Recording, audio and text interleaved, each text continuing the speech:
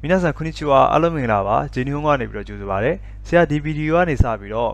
測定技能1ကိုဂိုင်း職業技能測定試験နဲ့ပတ်သက်ပြီးတော့သင်ပေးသွားမှာဖြစ်တယ်ဒီစာမေးပွဲအတွက်ဆိုရင်ဆရာတို့စုစုပေါင်း3အုပ်လေ့လာမှာပေါ့နော်ပထမဆုံးတစ်ခုကတော့飲食物調理အချက်ပြုတ်ပြင်ဆင်တာရဲ့စက်ချက်ကုဇင်ပန်ဒီဧည့်သည်တွေကိုဝန်ဆောင်မှုပေးတာရဲ့နောက်ဆုံးတစ်ခုကတော့အေဆေကန်ရီပိုးမွားကိစ္စရေးဆိုင်ရာစီမံခန့်ခွဲမှုပေါ့နော်ဒီ3အုပ်ကိုသိရမှာဖြစ်တယ်ဆရာတို့စာမေးပွဲမှာဒီ3အုပ်ထဲကနေပြီးတော့သူကမျှပြီးတော့မေးမှာဖြစ်တယ်စုစုပေါင်း40ဘူးပေါ့နော်မေးတာကတော့45ပုတ်ဒီအပုတ်40ကတော့ဒီစာအုပ်3အုပ်ထဲပါမယ်နောက်ထပ်5ပုတ်ကတော့ဆရာတို့ညံစမ်းပေါ့နော်တွေ့ရတဲ့ပုတ်စာ5ပုတ်ပါမယ်အောင်မှတ်အနေနဲ့ပြောရင်တော့ဆရာတို့အမှတ်အနေနဲ့တော့မရှိပေမဲ့စုစုပေါင်းပုတ်စာတွေရဲ့65%ဖြည့်နိုင်တယ်ဆိုရင်အောင်တယ်နော်ဟိုက်ဒါဆိုရင်ဆရာတို့ပထမဆုံးစာအုပ်ကိုလေ့လာလိုက်အောင်ပထမဆုံးစာအုပ်ရဲ့အခန်း1နော်အချက်ပြုတ်ပြင်ဆင်တဲ့ဟာမှာ食材原材料に関する知識食材ဆိုတဲ့အဓိပ္ပာယ်ကဒီ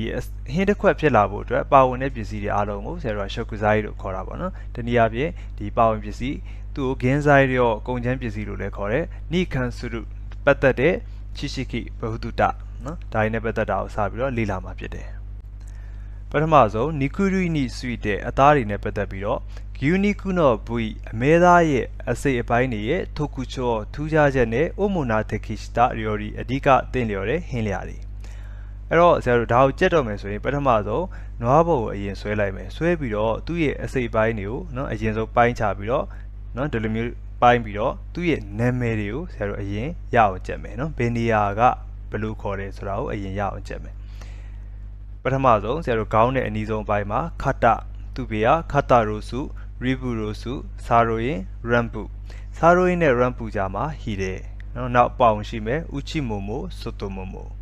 ပြီးတော့အလဲပိုင်းမှာထိုမိုဘာရာခတနဲ့နီးတဲ့အပိုင်းကခတဘာရာပြီးတော့အောက်ဆုံး6ထောင်2ချောင်းစုနေပေါ့နော်အဲ့တော့ဒါကိုအရင်ကြက်ပြီးပြီဆိုရင်ဆရာတို့ပြီးတော့အောက်ကိုဇေယျကိုတွားပြီးတော့ကြည့်မယ်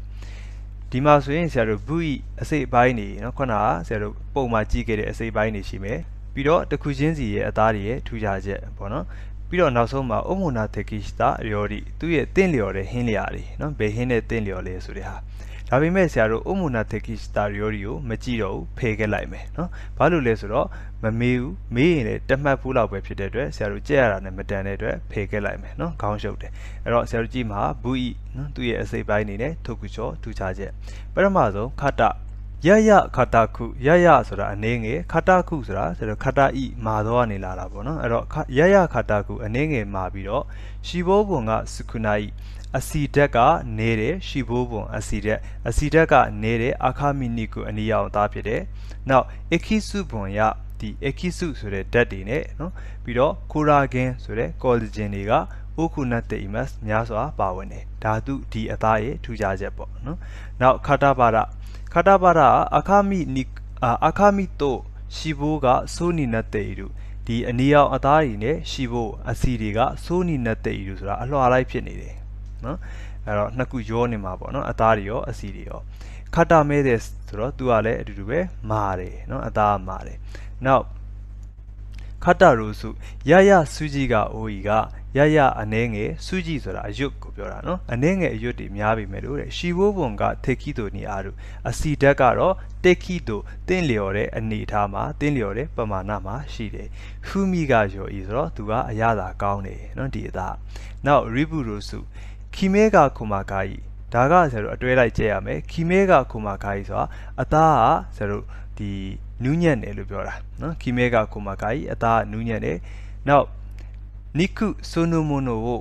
နိကုအသားပေါ့နော်ဆိုနိုမိုနိုအဲ့ဒီရဲ့အရာကိုဆိုတော့ရှေ့ကအသားကိုပဲပြောချင်တာနိကုဆိုနိုမိုနိုအသားကိုအာဂျီဝါဥအရသာခံမဲ့ရီယိုရီနီတေကစ်တေမတ်ဟင်းလျာတွေနဲ့တင့်လျော်တယ်ဆိုလိုချင်တဲ့အတိတ်ပဲကအမဲသားရဲ့အရသာကိုပေါ်လွင်အောင်ချက်မဲ့ဟင်းတွေနဲ့တင့်လျော်တယ်လို့ပြောတာနော်နောက်ဆာရိုရင်သူလည်းအတူတူပဲခီမဲကခိုမာကာကြီးအသားကနူးညံ့တယ်နိကုရှိစုဝဆိုင်ကိုဒါဆိုရင်ဆရာတို့ဒါကပို့ပြီးတော့အရေးကြီးတယ်နော်အသားရဲ့အရည်သွေးက cycle ဆိုအကောင်းဆုံးပဲနော်ဒီအမဲသားဒီတစ်ခုလုံးပါနော်အမဲသားတစ်ခုလုံးပါဆာရိုရင်ကအသားအရည်သွေးအကောင်းဆုံးပဲနော်ဒါလေးမှတ်ထားမယ်နောက်ဟီတဲ့ခီမဲနော့ခိုမာခါကြီးဆိုတော့သူလည်းအတူတူပဲအသားကနူးညံ့တယ်ယာဝရခနနော်နူးညံ့ပျော်ပြောင်းတယ်ဘူဤအစိပ်ပိုင်းဖြစ်တယ်ရှီဘိုးဘုံကစကုနာဤတာမဲ အစီတက်ကနေတဲ့အတွက်ကြောင့်အာဂဲမိုနိုနီတက်ခိစတေအီမတ်အကျော်တွေနဲ့တင့်လျော်တယ်နော်ကျော်တွေဟင်းတွေနဲ့တင့်လျော်တယ်နောက်ရမ်ပူအာဂျီနီဖူခါမီကအာရီအရသာလေးလေးနက်နက်ရှိပြီးတော့နော်ဖူခါမီဆိုတာဆရာနက်ရှိုင်းတာပေါ့နော်အဲ့တော့အရသာနက်ရှိုင်းတယ်လို့ဘာသာမပြန်တော့ဘူးဆရာတို့အရသာလေးလေးနက်နက်ရှိပြီးတော့ယာဝရခဤနူးညံ့ပျော်ပြောင်းတဲ့အခါမီနီကူအနီရောင်အသားဖြစ်တယ်အာရာယူရုမန်နူနီရီယိုတေကီမတ်အာရာယူရုဆိုအလုံးစုံတော့မန်နူဆိုတော့မန်နူတွေမှာရီယိုတေကီမတ်သုံးနိုင်တယ်အဲ့တော့ပြောချင်တာဟင်းပွဲတော်တော်များများမှာသုံးနိုင်တယ်နောက်ထိုမိုဘာဒအခါမီတိုရှိဘိုကဆိုနီနတ်တေတို့အနီရောင်အသားနဲ့အစီတွေကအလွာလိုက်ဖြစ်နေတယ်ခီမဲဝအာရိုင်ဆရာတို့အပေါ်မှာတော့ခီမဲကခိုမခိုင်နော်အသားကနူးညံ့တယ်ပေါ့ဒီမှာခီမဲဝအာရိုင်ဆိုတော့အသားကကျန်းတယ်နော်ခီမဲဝအာရိုင်ကအသားကကျန်းပေမဲ့ရှီမိုဖူရီနီနာရီယာဆွီရှီမိုဖူရီနီနာရီယာဆွီဆိုတာဒီပုံပြက်လွယ်တယ်လို့ပြောတာနော်အသားကလှီးလို့မကောင်းဘူးပေါ့နော်ပုံပြက်လွယ်တယ်ပြီးတော့နိုးခိုနာအာဂျီတဲ့နော်နိုးခိုနာအာဂျီဆိုတာလေးနဲ့တဲ့အရာသာရှိတယ်နိုးခိုနာဆိုအရာသာပြင်းတာပေါ့နော်အဲ့တော့အရာသာလေးနဲ့တယ်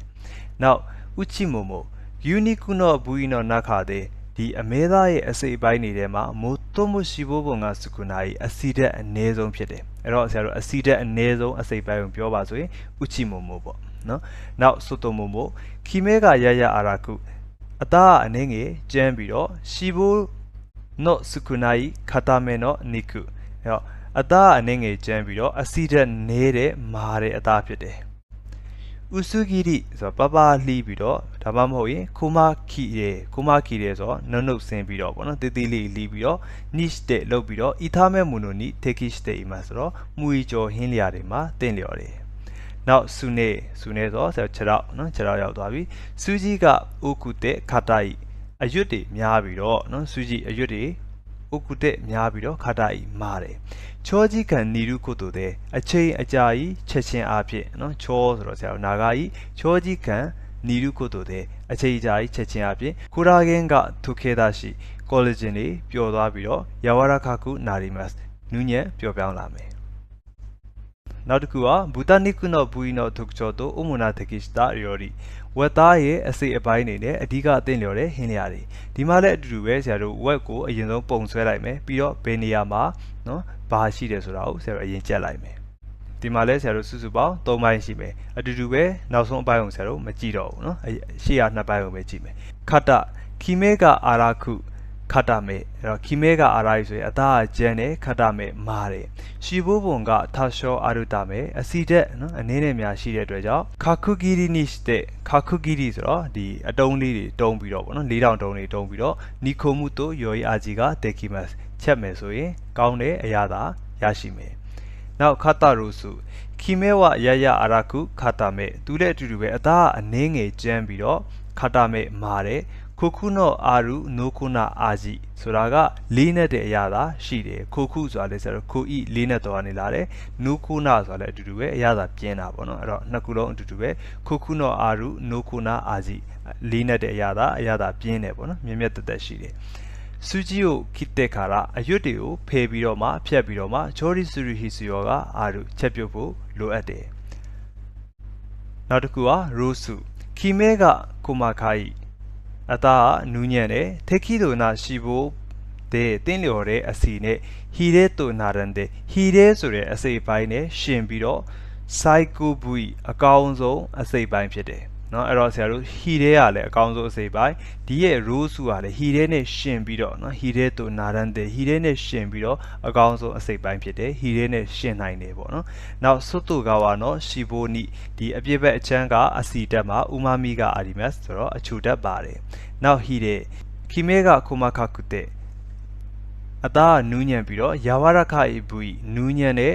နော်နူးညံ့ပျော်ပြောင်းတဲ့အစိပ်ပိုင်းဖြစ်တယ်ပြီးတော့ရှီဘိုးပုံကစုခုနာကူအစီတက်နည်းပြီးတော့ဗီတာမင် B1 ကအိုဖူဗီတာမင် B1 ကျွဲဝတယ်ဒါဆိုရင်ဆရာတို့ဟီရဲကအရေးကြီးတယ်เนาะကြည့်ရမယ်ဘာလဲဆိုတော့ဗီတာမင် B1 ကျွဲဝတာဟီရဲနောက်အာဘူရာစကာဦးရီယိုဒီနီစိုက်တက်ကီ CO3 ပြီးချက်ရတဲ့ဟင်းလျာတွေနဲ့အသင့်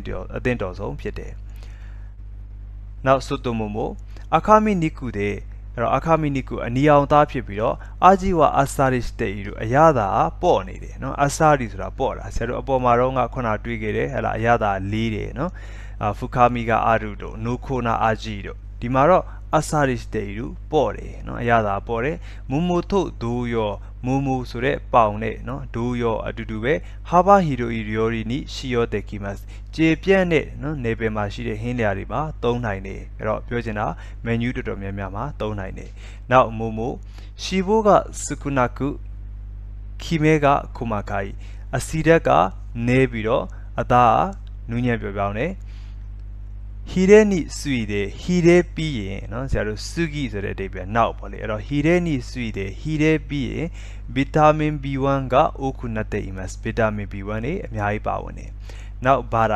အခါမီတို့ရှီဘိုကဆိုနီနတ်တဲ့အီတို့အနီရောင်အသားနဲ့အစီဓာတ်ကအလွှာလိုက်ဖြစ်နေတယ်ဟူနေဆုကီနိုမွန်နိုဝဒါလေးကအရေးကြီးတယ်ဟူနေဆုကီနိုမွန်နိုဝအယိုးကပ်ပါနေတဲ့အရာတော့ spare rib တို့ယော်ပြီးမှ spare rib ဝက်နံယိုလို့ခေါ်တယ်ပေါ့နော်ဝက်နံယိုလို့ခေါ်တယ်နောက်